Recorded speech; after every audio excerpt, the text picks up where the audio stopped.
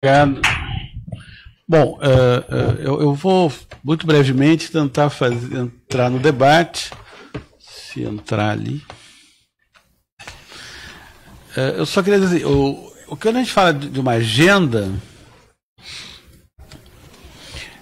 em políticas públicas, nós estamos sempre pensando como é que se constrói a agenda. Você já discutiu isso com vários professores, né? Que eu acho que essa agenda que agora se coloca, ela tem uma larga temporalidade de construção. Eu sempre falo que, acho que desde o governo, a eleição que vai, antes de 2002, pelo menos, houve projetos de segurança pública por todos os candidatos. Acho que foram, fora os de 13 de agora, deviam ter sido uns 20. Então, nós tivemos 32, quiçá, 33 projetos de segurança. Isso é muito interessante, quer dizer, houve pessoas, as mais variadas profissões que interviram, né?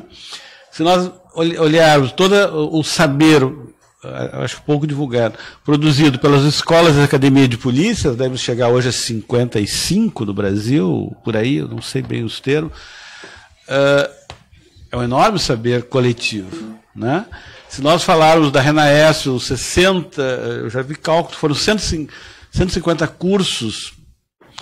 A gente teve outro dia, durante o fórum, numa reunião no Ministério, vai ser relançado a RENAESP, vai ter um edital que nós estaremos presentes em todas as universidades federais. Eu pedi os dados, não me mandaram, mas em todo caso, parece que houve 140 cursos. Nós chegamos a 10 mil especialistas em segurança pública. Se nós agregarmos os saberes da sociedade civil, Fórum Brasileiro, Igarapé, Instituto Sou da Paz, Fidedigna e vários outros, os organismos internacionais como o ENUDOC, a Ford Foundation, então você tem, desde há 20 anos, pelo menos, um intelectual coletivo, eu chamaria assim, sobre segurança no Brasil. Isso é muito interessante, né? Comparando com o México não tem nada disso. Eu falei lá, sim, tal, interessante. Então, sabe, você não tem esse conhecimento acumulado, né? Nós temos, a última contagem que eu fiz, deve estar atrasado, mais de 150 grupos. Você entra no diretório do grupo CNPq, põe lá palavras-chave, violência, criminalidade, segurança, deve chegar a mais de 150. Isso, que se cada grupo tem 10 pessoas, isso vai a 1.500 pesquisadores. Então, isso é muito interessante, né? Você tem há um intelectual coletivo, né? Então, o que eu vou apresentar aqui, eu fiz uma junção, vocês já discutiram isso com a professora Elizabeth em detalhe, eu vou ter que retomar, três documentos, né? Aquele que vocês já discutiram, que foi feito na Câmara, vão ter 5 mil exemplares, assim que terminarem as eleições, me disse lá o deputado, nós vamos receber 1.000, 2.000 para distribuir. Eles chamaram 10 pesquisadores externos, nós fomos lá durante um ano. Então, havia toda uma experiência de pesquisa que foi lá, né? Era a maioria mulheres, por isso que deu certo. Depois, esse outro documento, que o Eduardo fazia referência, de 3 institutos muito importantes, né, que também se lançam na agenda. E no debate que houve no fórum, agora, 3 semanas atrás, acho que está no YouTube, era muito interessante.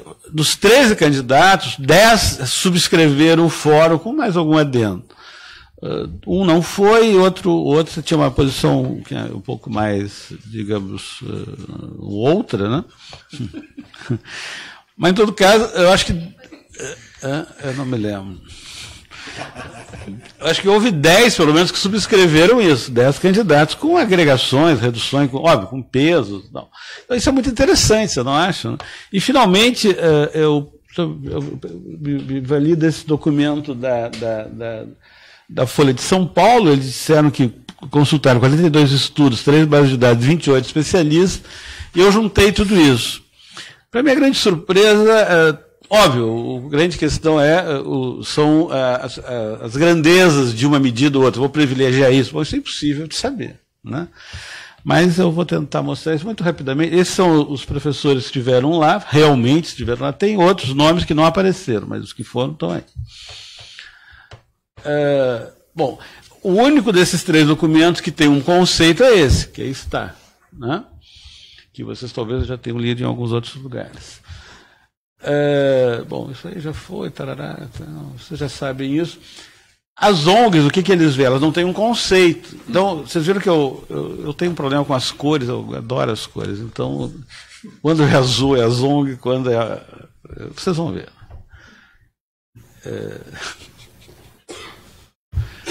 Eu sou daltônico, eu acho que é por isso. Então, as ONGs. Então, reduzir e prevenir os crimes violentos. Enfraquecer as estruturas do crime organizado, criar uma estrutura estatal para enfrentar o crime organizado. Essa é o grande mote do documento das ONGs. Né? Bom, vocês leram já, né? Aquela agenda tem 5 eixos, eu segui os eixos. Então, primeiro, os elementos estruturais, as balizas adicionais, os modelos macro. Né? Esse é um desenho muito interessante, que foi o Fábio que trouxe.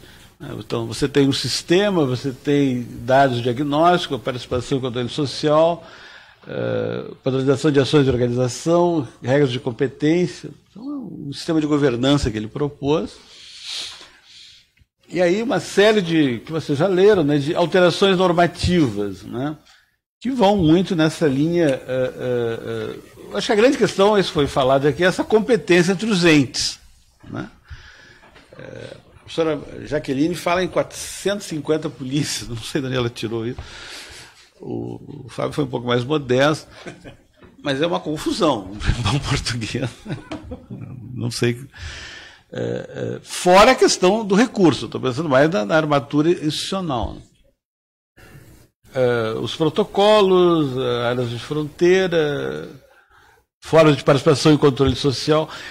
Aí nós acho que já discutimos um pouco a lei prevê isso, com um pouco menos, a leitura do professor Sérgio Abreu foi de que ela minoriza a questão da participação social. Em todo caso, está lá, mas talvez num peso muito inferior. Né? A questão da superação do corporativismo, etc. Né? Aí voltam as ONGs agora. Então, e o fórum, alguns aqui estiveram no fórum, foi bem interessante que estava lá o secretário executivo do Ministério. Então, o Ministério está muito empenhado em fazer, né, o Ministério de Segurança Pública. Então, bom, o SUSP, né, o convite que eu recebi do Ministério para quarta-feira vem Ministério de Segurança Pública. O extraordinário sumiu. Não sei se havia na lei, mas isso é interessante, está lá. A questão da estrutura do financiamento e o fim da impunidade, né? A questão da perícia, de polícias mais efetivas, a questão da inteligência. Bom, reestruturação dos sistemas policiais. Eu acho que se saiu bastante daquela ideia de, bom, vamos unificar as polícias, vamos unificar... Né? Acho que é muito mais a ideia de integração de serviços. Né? Então, as reestruturações, sistema integrado de gestão e informação, controle interno e externo, participação social, isso que eu acho que é interessante, revisão dos códigos disciplinares e regimentos internos, com garantias condicionais. Nós estamos fazendo, eu e a Ana Lúcia, a Ana Paula, a nossa pesquisa sobre greves de policiais. Nós estamos trabalhando com os dados do DIEESE, são 600 greves nos últimos 20 anos, né? E se nós conseguirmos terminar, nós apresentaremos a vocês. Uma das reivindicações nas greves, no caso das polícias militares, deve ter sido 160 ou 170, tem até um líder grevista, brilhante, o Cabo. Eu não estou fazendo propaganda de ninguém, mas ele foi líder de greve, foi eleito por um partido, depois passou para outro, depois passou para outro, e é candidato a presidente da República. Isso é muito interessante. Outro dia eu ouvi uma... teve uma jovem pesquisadora do Uruguai que mostrou uma pesquisa sobre o que ele chamou de elites plebeias. Ela foi o Pareto, foi a mosca, tirou da circulação das elites. Ela estudou, no caso argentino, sindicatos de caminhoneiros, e como esses sindicatos caminhoneiros, num processo longo, né, por greves e tal, entraram no jogo político. No Brasil também daria para fazer, mas nós vamos fazer, espero, um dia. Como a gente trabalha também com NVIOS, os jornais você identifica os nomes das lideranças. Né? Então nós queremos rastrear os nomes das lideranças para ver quem chegou ao parlamento, quem chegou ao executivo. Isso é muito interessante, né? Eu acho que a ideia de bancada bala é muito simplista, é um pouco mais complicado, né? Mas o que é interessante é que eu estou usando dessa jovem pesquisadora o conceito de são elites plebeias, não gosto muito do termo, mas talvez eu pudesse dizer que você tem várias, a elite política tem várias fontes, né? No caso, né, dos governos Lula, claramente havia um outro componente da elite que eram os sindicalistas, né? E os policiais em algum momento chegaram lá, nós vamos descobrir. Eu acho que para a democracia acho que é muito interessante, porque você vê que movimentos sociais, as greves de policiais são lutas sociais, né? Como elas podem ter um efeito na política, que é totalmente legítimo, óbvio, né, nas regras da democracia. Bom, a questão, então, todo da agenda, tudo que está aí nessa cor é da nossa agenda, os outros alguns até falam, mas eu coloquei mais o que não falam, né? A ideia de uma reforma da educação policial, convênio com universidades públicas, uma Escola Nacional de Altos Estudos e Segurança Cidadã, na lei ficou Escola Nacional de Segurança Pública. Nós nunca propusemos esse Conselho Acadêmico da Segurança Pública, saiu na lei, então vamos lá. O Sérgio Barreira e eu e outros. Bom, alguns recusaram, mas nós aceitamos. A questão da matriz curricular, que é uma experiência acho que muito interessante, ela teve 3 revisões, não sei quanto, mais de 200 pessoas participaram, né? Então, isso é um conhecimento que você não pode jogar fora, porque não, tanta experiência que ali apareceu, né? Daí as ONGs, então, novamente, propõe a Escola Nacional, um Conselho Nacional Estadual, Conselhos Nacionais Estaduais de Inteligência, enfraquecer o poder econômico do crime organizado, a inteligência policial para retirar armas do crime. Aí a Folha de São Paulo, né? Você vê que não tem muita diferença, coordenar instituições, criar sistemas de meta, elucidações de crimes violentos, desmilitarização da polícia, o controle estatal da atividade policial. Novamente, protocolos de uso da força, metas de avaliação, informação e análise criminal, resolução de problemas, integrar bancos de dados, indicadores e métricas, né? Terceiro eixo, a questão da justiça criminal.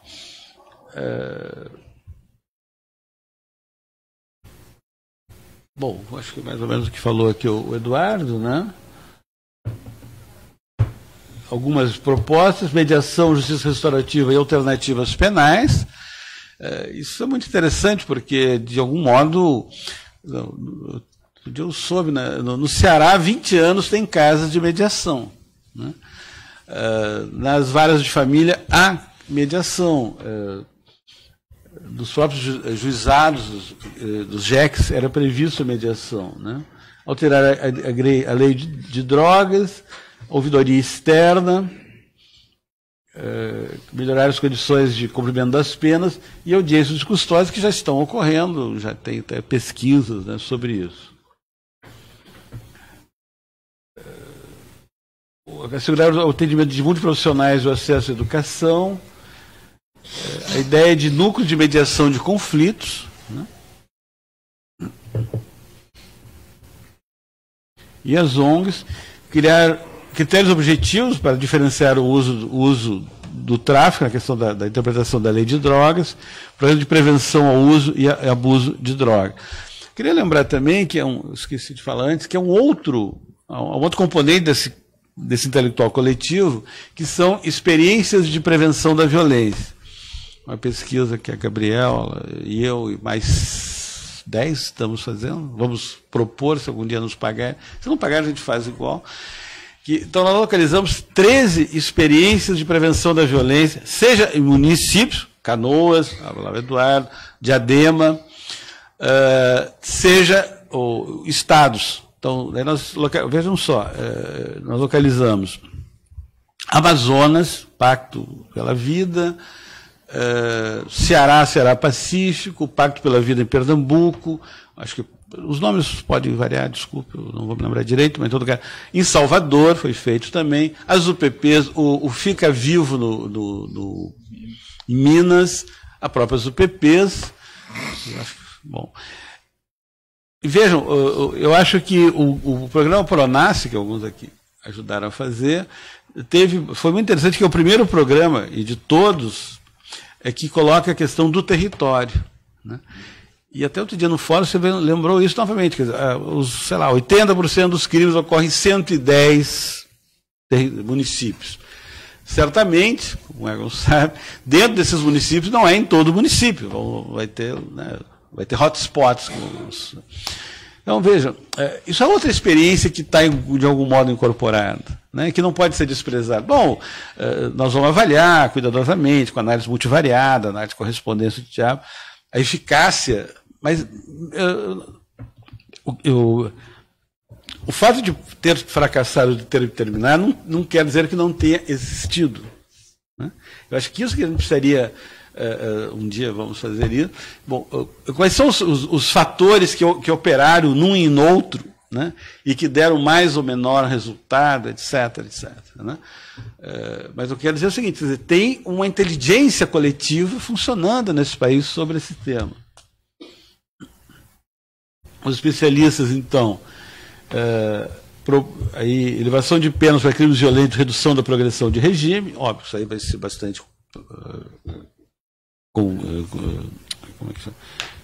conflitivo, mas em todo caso, foi proposto. Penas alternativas de preservar prisão para crimes violentos, subjetividade na aplicação de lei de drogas, política para a juventude, reduzir a evasão escolar e diminuir a vulnerabilidade. Isso acho que já falamos aqui, né, os dados, 20% dos jovens nessa idade, de 15 a 18, não estão nem na escola, nem no trabalho formal, etc, etc. E aí lembrar o grande Brizola, que há 30 anos atrás dizia, se não construírem CIEPs hoje, construirão presídios amanhã. Um dia, eu gosto muito de inventar pesquisas impossíveis, né? Eu queria fazer uma pesquisa sobre o investimento, a capacidade de absorção dos CIEPs, numa projeção até hoje, se tivessem sido implementados. Não sei se política pública pode fazer isso, que seria, se o possível tivesse acontecido, o que teria acontecido? Que talvez fosse impossível. E comparar isso com a progressão do encarceramento. Talvez, se vocês soubessem fazer isso, deve ter alguma equação, algum logaritmo que a gente pode inventar. Ou a física quântica. Eu estou convencido que para entender o Brasil nos próximos 30 dias, há que ler física quântica. Incerteza, improbabilidade, risco. Bueno, a questão do sistema penitenciário, que foi bastante falado, várias propostas, né? O que às vezes eu fico mais feliz quando eu viajo, porque eu vi que aquela questão de que dentro dos presídios tem uma outra autoridade que não a do Estado, acontece na Venezuela e acontece no México também. Então, somos só nós. Nos deixa muito tranquilo. É um alento. É um alento. As ONGs propõem, então, programas para egresso. A professora Lígia Madeira, que fez uma tese sobre isso, na época ela localizou 23 programas no Brasil, numa escala assim de, no máximo, 200 pessoas e tal. E, bom, não sei como é que está hoje. A questão toda, a prevenção da violência, aí tudo que já se falou, né? Bom, isso aí está lá. Pelo menos 9, eu tentei resumir, mas pelo menos 9 medidas, as pessoas conseguem ler. As ONGs falam nisso também, programas para atuar nas causas das violências, controlar a venda e uso de armas de fogo, modernizar a política de controle de armas de fogo e munições, você tinha falado, o tráfico internacional de armas de fogo, prevenção da violência contra crianças e jovens, prevenção da violência contra a mulher, deveriam falar também de prevenção da violência contra os idosos, né? Está problemático. E as pistas para o futuro são vocês que vão fazer. Muito obrigado.